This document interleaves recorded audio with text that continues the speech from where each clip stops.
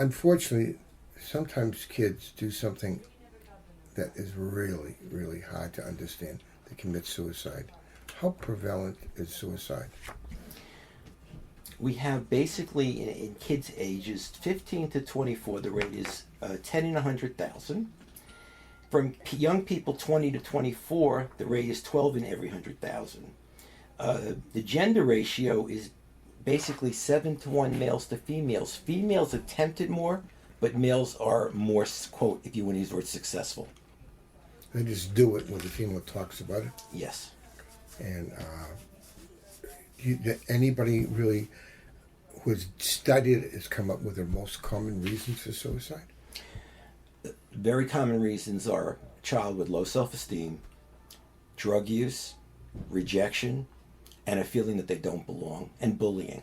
If you have a strong family unit around the kid, does that make it less apt to happen?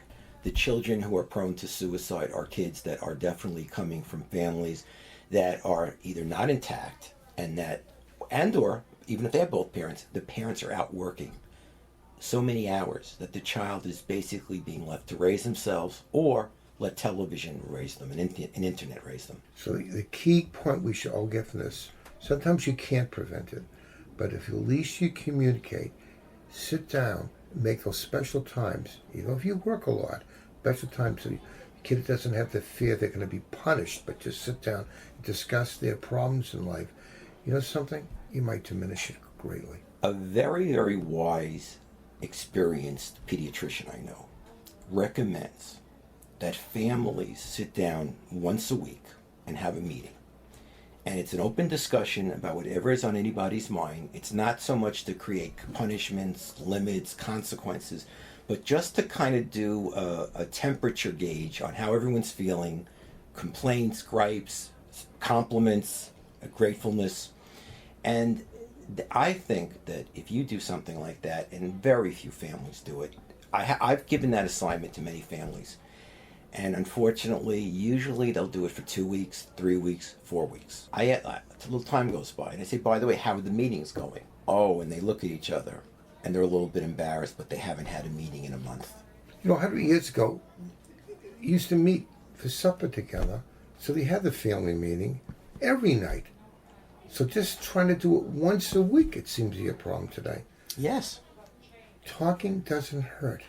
And you know something? You may not realize what your kid is like, and they may not realize what you like. What's so terrible to communicate with each other? Talking is the, you want to call it the universal positive. If you could talk with your child, again, non-judgmentally, not critically, listening to what they say, considering what they say, you are going to have such a wonderful relationship with that child, because the child often doesn't really expect that. Most kids here, when they talk among themselves, they all talk about how their parents don't understand. They gripe about their parents. They're all keeping secrets from their parents. The children who can share with their parents are so much happier. Now, I have a practice in psychology, and people usually bring their children to me when their children are hurting. Invariably, the children who I speak to do not feel they can talk with their parents. They wish they could. They might have a friend or two who's able to talk with their parents. In fact, they might even use that parent as a sounding board. And it almost becomes like another parent to them. But they can't turn to their own parent.